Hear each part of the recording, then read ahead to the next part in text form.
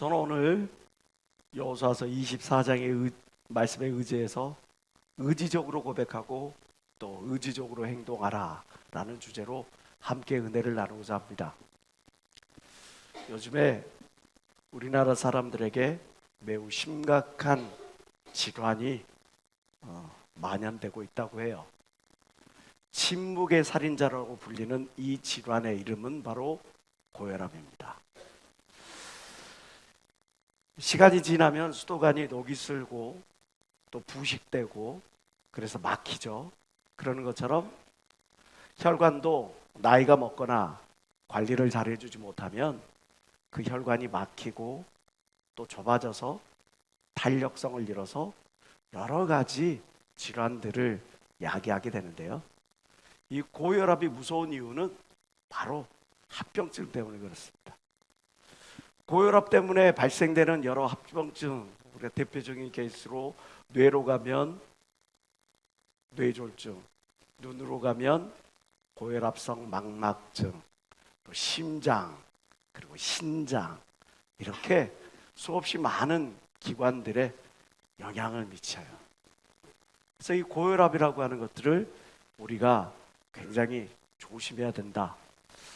많은 사람들이 이야기를 하는데 수축기 혈압으로 우리가 80에서 124일을 정상 수치로 말을 하죠. 그리고 이제 120이 넘어가고 140까지를 경계 수치로, 그리고 140이 넘어가면 본격적으로 이제 고혈압이라고 이제 진단을 내리고 이제 치료에 들어가게 됩니다. 그런데 이 사람들이 고혈압이라 혈압이 높아졌다, 위험하다라고 하는 이야기를 들으면 그러면 운동해야겠구나, 먹는 거 조심해야겠구나 라고 생각을 하면서 그때부터 열심히 해서 자기 관리를 좀 해요. 그러다 보면 경계 수치에 있는 사람들의 경우는 불과 몇 달 만에 금방 정상으로 돌아오기도 하고, 위험 수치에 있었던 사람이라 할지라도 그걸 잘만 관리하면 그게 속히 이제 정상 수치로 돌아오게 되는데, 참 안타깝게도 많은 사람들이 이거 관리해야지, 신경 써야지 라고 하면서도 이걸 제대로 관리하지 못하고 방치하다가 오히려 더 큰 질환, 합병증 때문에 고통당하는 그런 모습들 우리는 종종 대하게 됩니다. 당뇨도 마찬가지예요. 병원에 갔더니 당이 생겼네요. 딱 이야기를 들으면 당 관리하겠구나.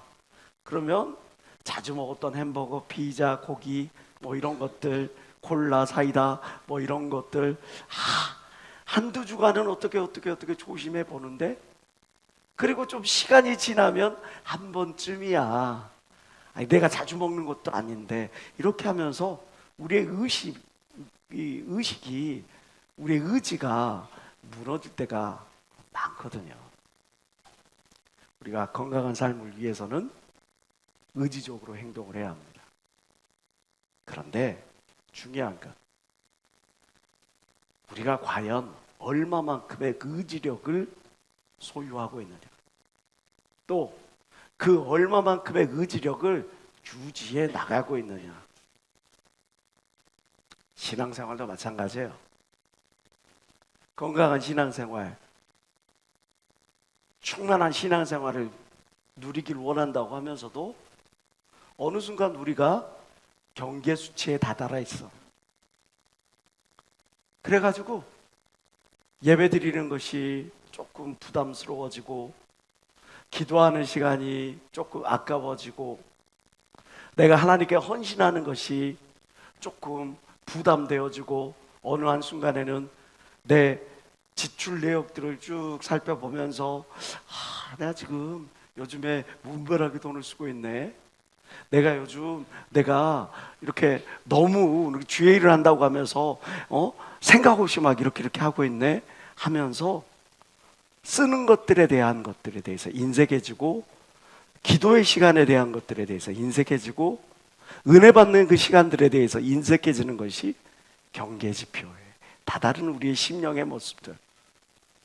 그러다가 위험 지표에 다다르면 내 안에서 나도 모르게 짜증이 나고 원망이 나고 시기와 질투에 사로잡히고 쉽게 포기하고 좌절합니다. 지금 한번 나는 내 신앙이 건강 수치에 머물러 있느냐, 아니면 위험 수치에 머물러, 경계 수치에 머물러 있느냐, 위험 수치에 머물러 있느냐, 위험 수치로 나아가고 있느냐 한번 생각해 봐야 되지 않겠습니까? 우리가 건강한 삶을 살아가기 위해, 또 건강한 신앙생활을 위해서 우리는 지금까지의 어떤 삶의 루틴을 과감히 포기하고 돌이켜야 합니다. 그걸 위해서는 의지력이 필수입니다. 의지적으로 내 삶의 루틴, 습관, 이 모든 것들을 조절하지 않으면 강제로 조절당합니다. 저처럼 말이죠. 한참 목회를 해 나가다가 너 건강에 적신호가 나왔어, 너 그만 멈춰. 그리고 저를 그 목회선에서 빼내시고 기도원으로 보내시는 거예요. 왜? 내 스스로의 의지력으로 그것들을 관리하지 못하니까 그 누군가에 의해서 강제적으로 관리할 수밖에 없다는 거지. 어떤 사람은 강제적으로 입원해서 관리를 받고, 어떤 사람은 강제적으로 하나님이 그 인생 지팡이를 주어서 그 인생 지팡이로 인해서 어쩔 수 없이 하나님 앞으로 나오고, 어쩔 수 없이 눈물을 쏟고, 어쩔 수 없이 주님께 부르짖어 이 문제를 해결해 달라고 내 인생에 강제 조정을 당하는 그런 일을 경험하기도 합니다. 여기 수족관에 오징어들이 떠다니고 있어요. 근데 이 오징어의 특징이 하나가 아주 성질이 급해요. 잘 수족관에서 잘 지내다가도 한 마리가 갑자기 자기 성질을 이기지 못하면 몸을 팍 부수는 거예요. 내가 왜 여기 있어야 되지? 나는 저 통해 바다를 팍 다녀야 되는데 왜 좁은 이곳에서 내가 있어야 되지? 그래서 먹물을 팍 뿜으면서, 그러면서 이 빨판 있잖아요, 긴다리 2개, 이 긴다리 2개를 갖고 그 옆에 있는 오징어를 탁 니들 또 당겨봐! 니들은 괜찮아! 하면서 그 옆에 있는 오징어에게 그 빨판으로 딱 하면, 옆에서 잘 헤엄치고 있던 오징어가 그 빨판이 자기를 딱 닿는 순간에 빨대라고! 안 돼! 뭐 이렇게 하면서 막 이제 얘가 먹물을 팍 뽑으면서 너도 당해봐라! 그래갖고 그 옆에 있는 오징어에게 또 빨판을 드밀고, 또 거기 먹물 쏟고 빨판을 드밀고, 30분 만에 저 수조에 100마리 있건 1000마리가 있건 오징어가 전부 다 폐사하고 만다는 거예요. 뭐 때문에? 감정적으로 행동하고 충동적으로 행동하기 때문에. 근데 저 오징어처럼, 어리석은 오징어라고 이야기하는 저 오징어처럼 오징어 신앙생활을 하는 그런 크리스찬들이 우리 가운데도 있을지 몰라요. 그냥 감정적으로, 충동적으로 내게 주어지는 그냥 팍 쏟아내고 마는 거지. 나도 고통스러우니까 너도 한번 고통 당해봐라 이거지. 나도 힘드니까 너도 나의 힘듦을 경험해봐라 이거지. 그래가지고 막 말을 쏟아내고 감정을 쏟아내고 하는 그런 어리석음을 범하는 경우가 많다 이거예요. 우리가 건강한 신앙생활을 하기 위해서, 건강한 영성을 소유하기 위해서 우리에게 꼭 필요한 것은 뭐냐? 바로 의지력입니다. 하나님은 우리에게 오늘 말씀을 통해서 교훈하시는 것이 뭐냐? 의지적으로 고백하고 의지적으로 행동하라는 것이죠. 우리가 사도 바울을 보면, 다니엘을 보면 세상 권력 앞에서도 믿음을 고백하는 모습을 보게 됩니다. 다니엘서 1장 18절입니다. 다니엘은 뜻을 정하여 왕의 음식과 그가 마시는 포도주로 자기를 더럽히지 아니하리라 하고 자기를 더럽히지 아니하도록 환관장에게 구하였다. 성경은 이야기하고 있죠. 이 먹는 것이 우상에게 바쳐져 드려진 다음에 자기들에게 먹을 수가 있는 거예요. 제사한 음식들만 그들에게 제공되는 겁니다. 최고의 음식들이지만 그 음식들은 우상 숭배의 제물이었어요. 나는 하나님께 나의 입술과 나의 삶을, 나의 이 육체를 더럽히지 아니하리라고 이 다니엘은 거룩한 결단을 내리는 겁니다. 유혹 앞에 맞서 의지적으로 고백했던 우리는 저 요셉을 잘 알죠. 너무나 많이 알고 있는 그 말씀입니다. 내가 어찌 이 큰 악을 행하여 하나님께 득죄하리까? 한번 생각해 보세요. 노예의 입장이에요. 주인의 아내예요. 그 권력 앞에서, 또 그 유혹 앞에서 그것을 거부하고 하나님의 말씀을 지킨다는 거, 은혜를 지킨다라고 하는 거, 믿음을 지킨다는 거, 믿음을 고백한다라고 하는 게 그게 과연 쉬운가? 우리 흔히 회식 자리에서 한 잔씩 돌리는 그 술잔에도, 우리 흔히 MT에서 벌어지는 그러한 모든 행동들, 그러한 상황들 앞에서 우리 과연 믿음을 지키고 믿음을 고백하고 의식적으로 고백하고 의식적으로 행동하는데 꺼리낌이 없는가? 사실 그렇지 않잖아요. 권력이 주는 압력, 군중이 주는 압력은 우리 경험해보지 않은 사람들은 모를 거예요. 그러나 그 앞에서 이 요셉은 믿음을 지켰다는 거죠. 회방자들의 모함 앞에서 저 느헤미야는 믿음의 고백을 합니다.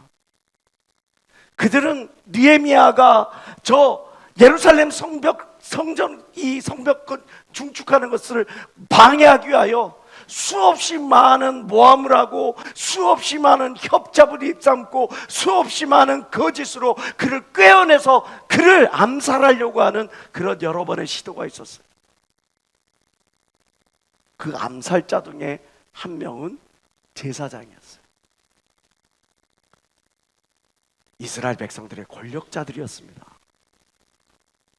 이방 민족이 그를 모함하고 협잡하고 핍박하고 암살하려고 한 것이 아니라 함께 했던 그 성전 짓고 성벽을 짓는 그 역사를 함께 했던 제사장들과 그리고 이스라엘의 지도층이 등을 돌리고 그를 죽이려고 했다는 거예요. 그럼에도 불구하고 그는 그의 마음이 무너지지 않았어요. 하나님을 향한 열심, 그의 의지력이 무너지지 않았어요. 나는 이 공사를 하는 중이므로 내려가지 못하고 하나님께 위임받은 이 직분을, 하나님께 위임받은 이 일을, 하나님께 위임받은 이 사명, 이 명령을 감당해야 되기 때문에 나는 결코 타협할 수 없노라 고백하는 거죠. 느헤미야는 끝까지 성벽 공사를 완벽하게 완수함으로 자기가 얼마만큼 하나님을 사모하는지를 이렇게 증명해 보이고 있습니다. 대적이 맞서 싸웠던 이 다윗의 이야기는 우리가 너무나 많이 들었어요. 다윗이 블레셋 사람에게 이르되 너는 칼과 단창으로 나오겠지만 나는 만군의 하나님, 너가 모욕하는 이스라엘의 능력의 하나님의 이름으로 내가 너에게 나아가노라. 그리고 골리앗을 때려눕히죠. 골리앗을 때려눕혔으니 이제 다윗의 인생에 뭐 탄탄대로만 놓였습니까? 아니죠. 사울 왕이 시기와 질투를 못 이겨 다윗을 끝까지 쫓아다니면서 괴롭힙니다. 힘들게 합니다. 그 사울 왕으로부터 벗어나는 가장 좋은 방법은 그 근원을 없애는 것. 그래요. 사울의 목을 따는 거예요. 다윗에게 그 기회가 주어졌어요.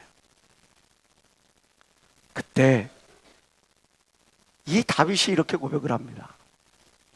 다윗이 자기 사람들에게 이르되 내가 손을 들어 여호와의 기름 부음을 받은 내 주를 치는 것은, 하나님께서 기름 부으신 자를 치는 것은 여호와께서 금하시는 것이 아니냐. 그는 여호와의 기름 부음을 받은 자가 됨이니라 하고 사울을 살려줍니다. 그는 자기의 목숨을 위해서 하나님이 기뻐하지 아니하시는 일, 싫어하시는 일을 행하는 것이 아니라 자기의 목숨이 위협받더라도 하나님이 기뻐하시는 일을 감당하기 위하여 자기의 모든 것들을 의지적으로 조절할 수 있었어요. 사명을 감당하기 위하여 끝까지 믿음의 경주를 다했던 사도 바울은 이렇게 고백을 합니다. 나의 달려갈 길과 주 예수께 받은 사명, 곧 하나님의 은혜의 복음 증거하는 일을 마치려 하면은 나의 생명을 조금도 귀한 것으로 여기지 아니하리라. 그리고 이 고백과 함께 그는 로마로 압송되었고 결국은 목이 잘려 순교하는 그런 삶을 살아갔습니다. 예수님은 어떻습니까? 하나님이 예수님을 이 땅에 우리에게 보내신 이유는 영광받게 하기 위함이고 박수받게 하기 위함이고 갈채받기 위함이 아니라 조롱당하게 하기 위함이고 채찍질 당하게 하기 위함이고 십자가에 비참에 달려 돌아가시게 하기 위함이었죠. 실제로 예수님은 그렇게 삶을 마감하셨습니다. 인자가 온 것은 섬김을 받으려 함이 아니오 도리어 섬기려 하고 자기 목숨을 많은 사람들의 대속물로 주려 함이니라. 의지적으로 고백하고 의지적으로 행동을 하십니다. 그러나 너에게 이르노니 내가 포도나무에서 난 것을 이제부터 내 아버지의 나라에서 새 것으로 너희와 함께 마시는 날까지 마시지 아니하리라. 주님은 죽으시고 저 하늘에서 우리를 바라보시며 우리를 위하여 끊임없이 간구하고 우리를 위하여 끊임없이 기도로 응원하고 여러분들을 위하여 눈물로 하나님 앞에 호소하고 있는 것을 믿는 사람만 박수며 하나님께 영광 돌리시기 바랍니다. 나의 믿음이 떨어지지 않게 하기 위하여, 우리가 죄의 유혹에 넘어지지 않게 하기 위하여, 우리가 헛겨 믿음의 길에서 탈선하여 믿음에 파선하는 그런 어리석음을 범치 않게 하기 위하여 저 하늘나라 영광의 보좌에 앉아 계심에도 불구하고 이제 나는 너희들과 함께 기쁨의 잔치에 함께하기 전까지는 내가 포도주를 마시지 아니하리라. 나는 이제 너희를 위하여 간구하리라. 오늘 성경에 등장하는 이 여호수아도 이렇게 자기의 유언을 남깁니다. 오직 나와 내 집은 여호와를 섬기리라. 그 어떤 상황이든지 그 어떤 환경이든지 내가 어떤 굴레 속에 있든지 그것과는 별개로 나는 그리고 나와 내 집은 여호와를 섬기겠노라. 로베 문학상에 5번이나 오른 저 프랑스의 유명한 문학가 폴 발레리는 이야기를 합니다. 생각대로 살지 않으면 사는 대로 생각하게 된다. 이게 무슨 뜻일까요? 내가 나의 삶을 주도적으로 의지적으로 내가 개척하고 준비하지 않으면 내 초라한 삶을 살아가는 그 모습대로 내가 그 안에서 비참하게 피로하게 짓눌려가면서 그러한 생각들을 하게 된다는 거죠.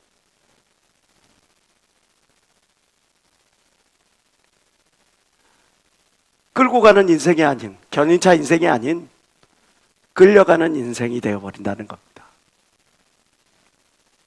우리가 잘 아는 아우렐리우스, 그는 이렇게 이야기를 했죠.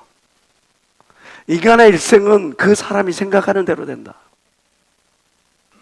그가 어떤 의지력을 가지고 어떤 그림을 그리고 살아가는지에 따라서 그 사람의 인생은 바뀌어간다. 잠언에도 동일한 말씀이 있습니다.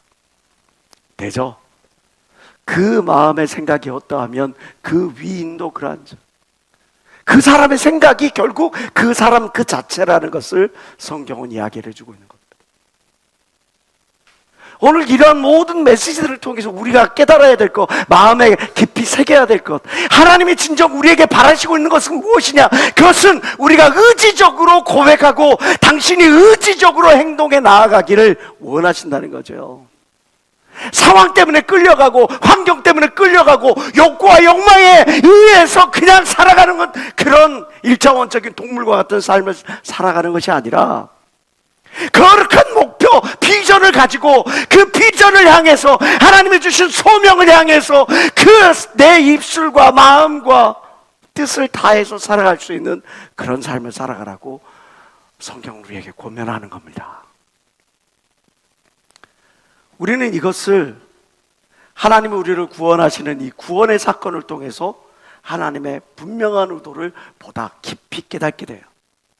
로마서 10장 9절부터 11절 말씀, 우리 9절과 10절 우리 한번 다 같이 읽어볼까요? 시작.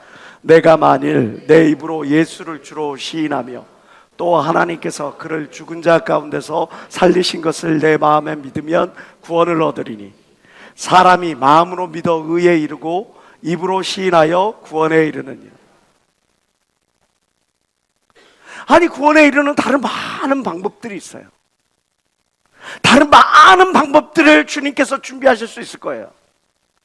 그런데 주님이 우리에게 말씀하시는 것은 의지적으로 고백하고 의지적으로 행동하라고 오늘 성경은 이야기를 하는 거죠. 사람이 마음으로 믿어 의에 이르고 입술로 시인하여 구원에 이르느니라. 그렇게 의지적으로 믿고 의지적으로 고백하고 의지적으로 행동한 사람들에게 주실 하나님의 축복은 11절에 성경에 이르되 누구든지 예수를 믿는 자는 부끄러움을 당하지 아니하리라. 하나님을 온전히 믿고 의지적으로 고백하고 의지적으로 행동하는 자는 결코 부끄러움을 당하지 않게 될 걸 믿는 사람만 박수며 하나님께 원하시기 바랍니다.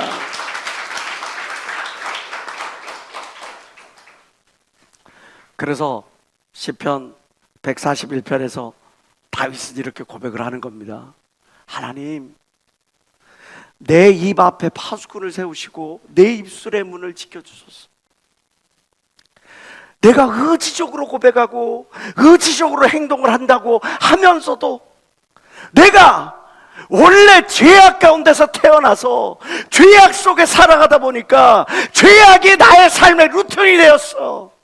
나도 모르게 내 안에서 잡초가 나와. 거짓의 잡초가. 나도 모르게 내 안에서 탐심의 잡초가 나와. 음란의 잡초가 나와. 우상숭배의 잡초가 나와. 불정직의 부정직과 부정의 모든 더러움의 잡초가 나와. 그러니 하나님, 내 입술에 파수꾼을 세우시고 내 마음에 문을 지켜주소서 고백을 하는 것 아니겠습니까? 우리는 때때로 상황 때문에 어쩔 수 없었어요. 상한 감정 때문에 어쩔 수 없었어요. 내가 너무나 낙심 가운데 있었어요. 저한 현실이 나를 이렇게까지 내몰아서 내가 그럴 수밖에 없었어요 라고 고백을 하면서 나도 모르게 악한 마귀에 춤을 추고 있는 건지, 악한 마귀에 조종을 받고 있지는 않은지 한번 돌이켜봐야 되지 않겠습니까? 제가 19살에 목포교회를 개척하고 20살이 되었을 때였어요. 근데 이 교회가 성도들이 모이면 좀 조용해야지. 밖에서 들으면 개구리 소리가 나고, 밖에서 들으면 매 이런 사람은, 나 지금까지 방언 중에 방언 여러 방언이 있는데 참 기가 막힌 방언이 있는데 그 방언이 뭐냐면 날 잡아라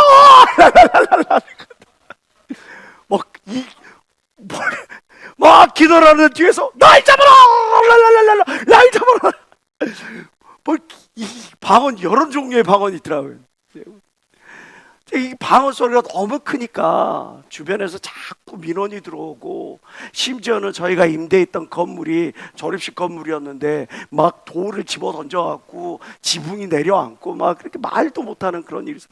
밤만 되면 막 그 아저씨 약주 한 잔 드시고 들어오고 막 돌 집어 던지고 창문 유리창 깨부시고, 우리가 아무리 방음을 하고 뭐를 해도 이게 안 되는 거예요. 아주 죄송하죠. 뭐 우리라고 그렇게 시끄럽게 하고 싶었겠어요. 근데 뭐 이렇게 하니까 결국에서는 그 건물에서 쫓겨났어. 갈 데가 없어진 거예요. 20살짜리 전도사가 성도들을 이끌고 갈 데가 없어요. 어떻게 해요? 25인승 버스를 샀어요. 그리고 우리 가든처치를 만들어 봅시다. 성도들은 가든처치가 뭐야? 가든처치가 뭐기는, 산에 가서 예배를 드리면 그게 뭐 가든처치고, 뭐 비 오면은 차 안에서 예배를 드리면 가든처치인 거지 뭐. 아무튼 차 끌고 돌아다니는 그런 예배 생활을 시작한 거예요. 20살짜리 전도사가. 그런데 놀랍게도 그런 교회에도 하나님께서 영혼을 보내주시더라고요. 구역구역 부흥을 하고, 그리고 그 교회가 이제 갈 데 없어가지고 어느 날은 기도원에서, 어느 날은 그냥 차 안에서, 어느 날은 그냥 그 사람들 없는데 한적한 그런 어떤 공원에서 예배를 드리고, 그렇게 하는데도 교회가 늘어나서 하나님이 교회를 짓게 하신 걸 믿는 사람만 박수며 하나님께 원하십니다.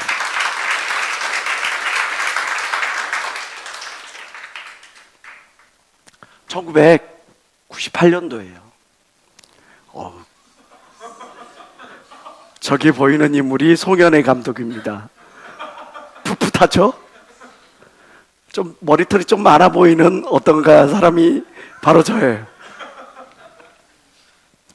1998년도에 중고등부가 하나님의 은혜로 배가를 해버렸어요. 얼마나 신나요. 찬양하고 막 예배 드리고 막 그렇게 하는데, 갑자기 총회장 목사님이 밑도 끝도 없이 너희들이 이제부터 88체육관으로 와. 아니, 서초구 반포동에서 예배를 드리고 있는데 저 88체육관으로 오래. 거기는 강서구예요. 학생들이, 그때는 저 88체육관에 뭐 6호선 7호선 그런 것도 없고, 거기는 오직 공항버스만 다녀. 공항버스. 일반 버스보다 더 비싸. 배나 비싸. 근데 학생들을, 저 서초구에 있는 학생들을 저 강속으로 보내는데 애들이 오겠냔 말이지. 금식하면서 눈물 뿌려가면서 막 아득바득해가지고 부흥시켜놨는데, 배가를 시켜놨는데, 이거 엄청난 큰 시험거리입니다. 그때 처음에는 속상하고, 처음에는 막 이걸 어찌할 수 없는 그런 상황이었는데, 이렇게 고백을 했어요. 사람이 할 수 없는 것을 하나님이 하신다. 누가복음의 18장 이 말씀을 붙잡고, 그래, 사람으로는 할 수 없지만 하나님은 하셔. 떨어질 사람은 떨어지겠지만 하나님이 다른 사람을 붙여주실 거야. 더 많은 사람 붙여주실 거야. 그러고 기도를 하고, 교사들하고 같이 밤새 내내 처리하고 영혼들을 챙기고, 그 해에 따블했던, 그 더블로 늘었던 이 배가했던 이 중고등부가 따따블한 걸 믿는 사람만 박수를 하나님께 올려주시기 바래요. 한 번 배가를 했는데, 옮겼는데 더 떨어져야 되는데 더 배가를 해버렸어. 하나님이 역사를 하셔가지고 영혼들을 보내주시는 거예요. 2006년도입니다. 그때 연합수련회를 하는데, 그때는 중고등부하고 청년부, 대학 청년부가 함께 연합수련회를 했어요. 그래서 자매들은 호텔 숙소에서 다 자고, 형제들은 저 사랑 숙소, 인내 숙소, 믿음 숙소 이런 데서 이제 흩어져서 잘 때요. 근데 세상에 여름도 되지 않았는데 4월 31일부터 폭염 경보가 뜬 거예요. 난리가 난 거죠. 그때 당시에 저 기도원에는 이 사랑 숙소에는 에어컨이 없어. 선풍기 하나 있어. 거기다가 씻는 것도 제대로 없어. 수련생 때는 다 불러 모아놓고 총동원 한다고 그래갖고 불려놨는데, 아니 폭염 경보가 뜨니까 이제 그 다음에 뭐가 떠? 열대야까지 떠가지고 이제 떠 죽게 생겼네. 이제 어떻게 하면 좋냐? 사람들이 이걸 어떻게 하면 좋냐? 저 위에다가 저 그늘막을 그 숙소 위에다가 다 쳐야 되는 거 아니냐? 뭐 아니면 뭐 이거 뭐 얼음 냉수를 준비해야 되는 거 아니냐? 뭐가 아니냐? 막 그래가지고 그거 대책을 그때 이렇게 고백했어요. 하나님이 부르셨는데 하나님이 책임지지 않겠어? 놀라운 일이 벌어지는 거예요. 밤만 되면 비가 쏟아져. 얼마나 세게 쏟아지는데 내 머리가 이렇게 됐어. 낮에는 세미나를 하는데 세미나 시간에는 비가 쏟아져. 그러니까 이렇게 됐어. 세미나 안 듣고 밖에 있었거든. 아니 열대야가 없어.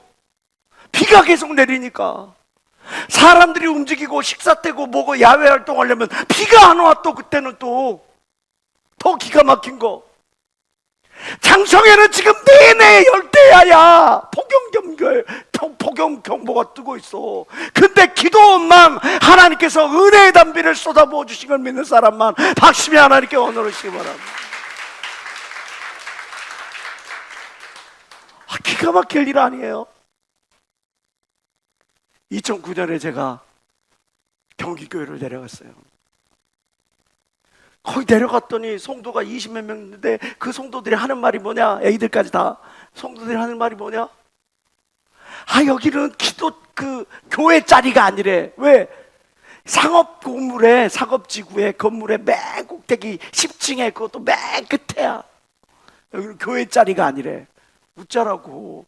당신들이 나 오라 그래갖고 내려왔는데, 목사 달라 그래갖고 내려왔는데, 근데 여기 교회 자리 아니라면 나보고 어떻게 하라고. 내가 돈이 있기를 해, 뭐를 있기를 해, 교회를 어떻게 옮기라고. 그래서 막 기도를 하는데 하나님이 보내지 않고 올 자가 있겠느냐, 그 말씀이 내 마음판에 확 들어와. 그래서 내가 이렇게 고백했어요, 성도들한테. 주님이 부르시는데 막을 자가 있겠습니까? 하나님이 부르시는데 막을 자가 있겠습니까? 그러니까 하나님이 부르시면 여기에 이 영혼 저 영혼 다 모아주실 거라고. 그 교회를 5배 부흥하게 된 걸 믿는 사람만 박심에 하나님께 언어하시기 바랍니다. 사람들은 이 현실 때문에 안 된대. 상황 때문에 내가 이랬대. 이 문제 때문에 그랬대. 그래서 자꾸 내 입에서 원망의 말이 나오고 불평의 말이 나오고 부정의 말이 나와. 안 된다는 말이 나와. 그런데 하나님은 그걸 원치 아니하셔. 우리 마음속에 믿음의 고백이 나오기를 원하고 의지적으로 믿음을 고백하고 의지적으로 행동하기를 원하셔. 그 믿음을 통해 하나님이 오늘날도 역사하실 걸 믿는 사람만 박심에 하나님께 원하시기 바랍니다.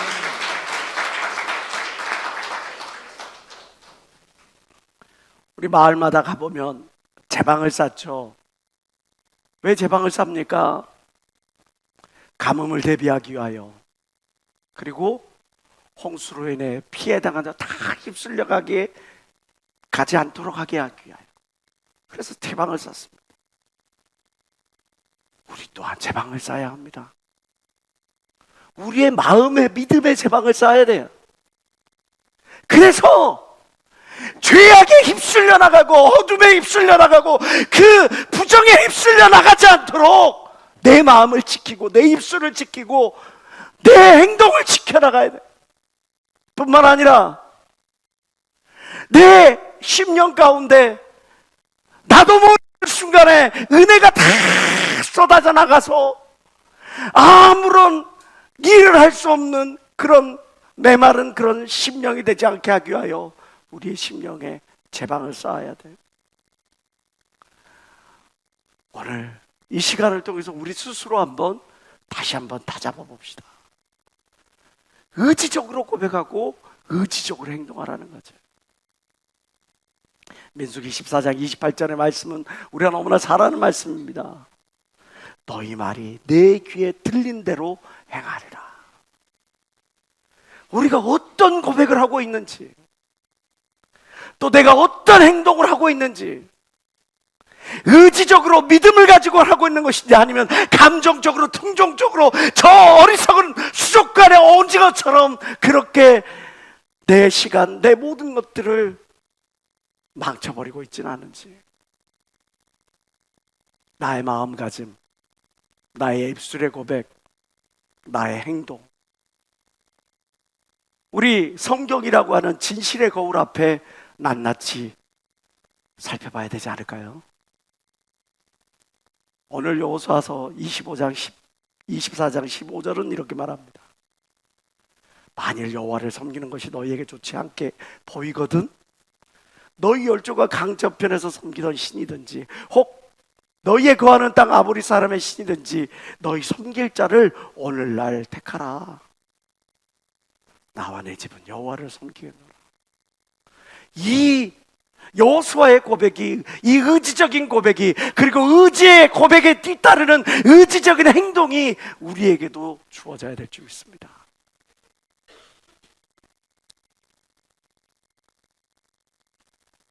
(1989년) 고등학교 3학년 때의 일입니다. 그때 저는 하나님을 간절히 만나고 싶었어요. 그 누구에게 어떤 상황에 흔들리지 않을 하나님을 만나는 체험을, 그 뜨거운 체험을 갖기를 원했어요. 저는 이제 신학교를 갈 거니까 이 여름방학에 이 며칠간은 기도원에 기도 좀 하고 다녀올 수 있게 해주십시오. 그리고 담임선생님께 양해를 구하고, 지금 기도원, 예전에는 희온산 기도원이라고 하는 이름이 있을 때 그 기도원을 찾아갔어요. 친구들과 함께 하나님을 만나기 위하여 저는 21일 동안을 토스트 한 개만 먹고 기도하며 버텼습니다. 아침, 점심, 저녁은 전부 다 먹지 않고 밤에 어머님이 주시는 먹는 거를 보고 들어가시니까 그 토스트 하나 어머니 앞에서 불효할 수는 없으니까 토스트 하나 먹는 그걸로 21일을 버텼어요. 그리고 점심시간, 저녁시간에는 학교 교정에 가가지고 하나님 말씀을 묵상하면서, 하나님, 이번에 내가 하나님을 꼭 만날 수 있게 해주십시오. 이번에 내가 꼭 하나님을 체험할 수 있게 해주십시오. 이번에 내가 진짜 하나님이 나와 함께하는 것들을, 내 일생의 표적을 삼을 수 있는 그 표적을 나한테 이렇게 주시옵소서. 21일을 그렇게 작정하고, 그리고 기도원을 갔어요. 기도원을 가서 첫째 날 저녁이 됐습니다. 목사님이 설교를 하시고 기도를 시키는데 나도 모르게 내 입에서 랄랄랄랄랄랄라, 나도 이제 방언이 나왔다. 랄랄랄랄랄랄랄라, 주님 감사합니다. 그러고 있는데 내 옆에 있는 사람이 다다다다다다다다다다, 내 그 옆에 있는 사람이 파파파파파파파, 내가 발음이 잘못됐나? 랄랄라가 아니라 다다다냐, 타타타냐, 파파파냐. 아, 이거 뭐야 주님, 이거 내가 방언 잘못 받은 거 아니야? 하나님은 내가 못 만난 거 아니야? 주님. 기도를 하고 있는데 그날 저녁에 함께 갔던 친구가 자기가 기도를 하는데 영안이 팍 열려서 저 하늘에서 불말과 불수레를 타고 천사들이 막 쏟아져 내려오는 걸 팍 봤다는 거예요. 그러니 또 한 친구는 팍 기도를 하는데 갑자기 십자가 믿음의 방패가 자기의 가슴에 팍 박히더라는 거예요. 그러니 나는 날랄라 다다다 파파파 다 끝났는데 너희들은 그런 체험을 했니? 하나님의 음성을 들었고 환상을 보고 그런 체험을 했다는 사람들이 이야기를 듣는데, 저는 21일을 그렇게 간절히 하나님을 찾고 하나님을 만나고 싶어서 몸부림을 쳤는데, 그런데 나는 하나님의 음성도 못 듣고 환상도 보지 못하고 랄랄라 다다다 파파파 하다가 끝났으니 나는 어떡해. 산에 올라가서 기도를 하는데 눈물만 나와요. 그렇게 첫째 날이 지나고 둘째 날이 지나고 셋째 날이 지나고 넷째 날이 지나고, 다른 사람들은 예배 시간마다 하나님의 음성을 들었다, 그 예배 시간마다 환상을 봤다, 놀라운 능력을 체험했다 그러는데, 그러면 그럴수록 내 마음속에 하나님은 저에게는 침묵하시는 겁니까? 하나님은 나에게는 아무런 어떤 사인도 주지 않으시는 겁니까? 저는 하나님께 유기된 존재입니까? 마지막 순간, 마지막 예배 시간이 됐어요. 내가 여기에서 하나님을 만나지 못하고 내가 여기서 체험하지 못하면 그러면 어떻게 해야 되나 하는 생각을 갖고, 마지막 예배 시간에 간절히, 그 마지막 시간에 간절히 하나님께 구합니다. 하나님, 이 연약한 죄 많은 부족한 이 저를 만나 주십시오. 제가 일평생 하나님이 나와 함께 하신다는 것을 표적을 받을 수 있는 그 체험을 하나님 저에게 주시옵소서. 기도를 하는데 갑자기 목사님이 다 이렇게 세우시더니 귀신아 가! 장풍을 쏘시는 거예요. 그 장풍을 맞고 제가 뒤로 벌르득 넘어지는 거예요. 그리고 나서 내 입에서 라라라라라라라 방언이 막 터지는데, 내 귀에서 스피커 소리로 목사님의 그 기도 소리가 라라라라라라라 하시는 그 기도 소리가 팍 드는 거예요. 그래서 나는 목사님이 기도하니까 누워서 함께 막 기도했죠. 라라라라라라라. 제가 30분을 기도했는지 1시간을 기도했는지 얼마를 기도했는지 몰라. 너무나 오랫동안 기도를 하고 내 옆에 있는 친구가 막 이렇게 치는 거예요. 그만 좀 해라, 그만 좀 해, 그만 좀 해라, 그만 좀 해라. 왜 그러는데? 와! 기도 다 끝났다, 빨리 일어나라, 그만 좀 해라, 그만 좀. 내 귀에는 아직도 아직도 목사님이 그 마이크를 잡고 랄랄랄라 하고 기도하는 소리가 내 귀에는 들리는데, 천둥처럼 들리는데, 이거 어떻게 할 수 없이 그 소리가 계속 들리는데 기도가 다 끝났다는 거예요. 그러고 나서 내가 입을 막고, 이 친구들이 입을 막으니까 입을 막고 일어나 있는데 기도 소리가 계속 들리는데 성도들은 설교를 듣고 있는 거예요. 하나님, 저한테 이 마지막 이 시간에 이 놀라운 체험, 놀라운 이적을 저한테 직접 이렇게 체험케 하시는군요. 하나님 감사합니다. 하염없이 눈물을 흘리고 그렇게 하고 내려와서 주의 종의 길을 걸어가서 지금 여기 여러분들과 함께 신앙생활을 하는 겁니다. 고등학교 3학년 그의 여름에 만난 하나님, 처음에 만나주신 것이 아니었어요. 손쉽게 만나주신 것이 아니었어요.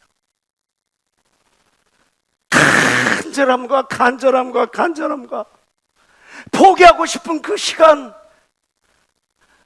멈춰버리고 싶은 그 시간, 나는 아닐 것이다 뛰쳐나가고 싶은 그 시간, 그 모든 것들을 다 포기하고 마지막 순간까지 하나님의 은혜를 찾아보려고, 붙잡아보려고 의지적으로 고백을 하고 의지적으로 무릎 꿇고 부르짖어 기도한 결과 제가 하나님을 만날 수 있게 됩니다.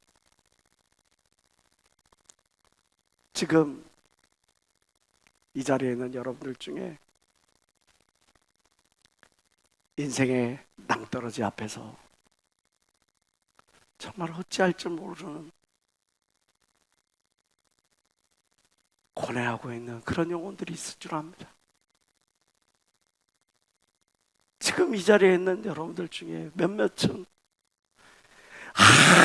아무리 부르짖고 아무리 두드리고 아무리 외쳐도 그 누구 하나 귀 기울여 듣지 않고 주목하지 않은 그것 때문에 홀로 고통스러워하는 그런 영혼도 있는 줄 압니다. 여러분, 하나님은 여러분을 사랑하시되 끝까지 사랑하십니다. 여러분을 결코 유기하거나 죄 가운데나 어둠 가운데나 저 마귀에게 여러분들을 내어놓지 아니하시는 분입니다. 야고보서 1장 17절은 말합니다. 각양 좋은 은사와 온전한 선물이 다 위로부터 빛들여야 버릇기로 오나니.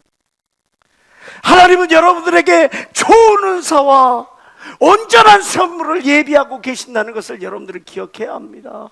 그 하나님은 변함도 없고 그림자처럼 회전하지도 않아, 비뚤어지지도 않아. 우리 다 같이 로마서 8장 31절과 31절을 읽어봅시다. 시작. 그런즉 이 일에 대하여 우리가 무슨 말하리요? 만일 하나님이 우리를 위하시면 누가 우리를 대적하리요? 자기 아들을 아끼지 아니하시고 우리 모든 사람을 위하여 내어주시니가 어찌 그 아들과 함께 모든 것을 우리에게 은사로 주지 아니하시겠느냐? 여러분, 현실을 직시해야죠. 그러나 현실 앞에 매몰되지는 마세요. 지배받지 마세요. 감정이 상할 수도 있죠. 포기하고 싶은 마음도 들 수 있어요. 그러나 그 감정에 휘둘리지는 마세요. 하고 싶은 거 다 하고 싶죠. 쏟아내고 싶은 거 다 쏟아내고 싶죠. 그러나 내가 하고 싶은 것보다 해야 할 일에 집중해야 하는 겁니다. 이번 수련회 그 무슨 이유에서든 이시대 목사님을 통해 우리를 기도원으로 초청하셨습니다. 상황이 있고 사정이 있고 현실이 있습니다. 그럼에도 불구하고 우리가 더 열심으로 전도하고 더 열심으로 집중하고 더 열심으로 마지막 그 순간까지 하나님이 주시는 그 은혜를 붙들려고 우리가 하나님 앞에 나아가야 할 이유는 주님만이 아십니다. 그리고 우리가 포기하지 않는다면, 그것을 붙잡는다면 저에게 임했던 그 놀라운 하나님의 은혜가 여러분들에게도 충만히 임하게 될 줄 믿습니다. 상황 따라 감정 따라 충동적으로 그렇게 움직이는, 고백하는, 행동하는 그런 젊은이가 아닌 오늘 수없이 많은 성경의 인물들처럼 의지적으로 고백하고 의지적으로 행동할 줄 아는 그런 신실한 젊은이들이 다 되어보십시다. 그런 당신이라면, 그런 여러분이라면 언젠가 반드시 내가 원하는 그 자리, 내가 원하는 그 모습으로 하나님 앞에서 당당히 내가 하나님의 사람이었음을, 하나님의 사랑을 받았음을, 하나님이 나와 함께 하셨음을, 하나님으로 인해 내가 나 되었음을 증명할 수 있게 되리라 믿습니다. 신앙은 설명하는 것이 아니라 증명하는 겁니다. 여러분이 가지고 있는 의지력으로 하나님 앞에 여러분의 신앙을 증명하십시오. 기도하시겠습니다.